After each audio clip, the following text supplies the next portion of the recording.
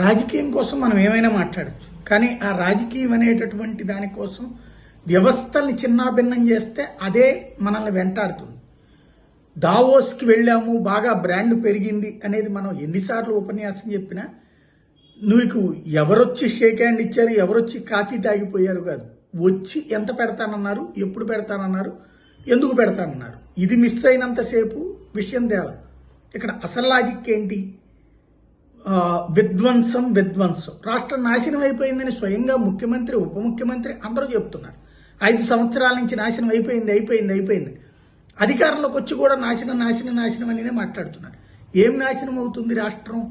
అది అర్థం లేని మాటలు. చంద్రబాబు టైంలో కొన్ని పరిశ్రమలు వస్తాయి, జగన్ టైంలో కొన్ని పరిశ్రమలు వస్తాయి.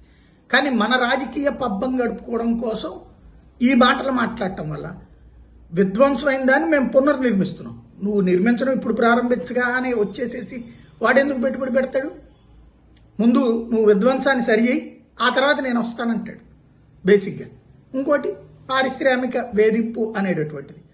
ఓ జిందాల్ని ఇబ్బంది పెట్టిందో, ఒక అదానీని ఇబ్బంది పెట్టిందో, లేకపోతే కనుక కొన్ని ఫ్యాక్టరీలు మూసివేయించినటువంటి సంఘటనలు పర్యావరణం పేరుతో ఎట్లాంటిది. ఒక పార్టీ అధికారంలో ఉన్నప్పుడు ఫ్యాక్టరీ పెడితే, పరిశ్రమ పెడితే, రెండో పార్టీ వస్తే వాళ్ళు నేర్పిస్తుంది అన్నానికి సాక్ష్యం ఒక అమర్ రాజా దగ్గర నుంచి, కియా దగ్గర నుంచి, అదానీ దగ్గర నుంచి తర్వాత వచ్చినట్టు జిందాల్ దాకా.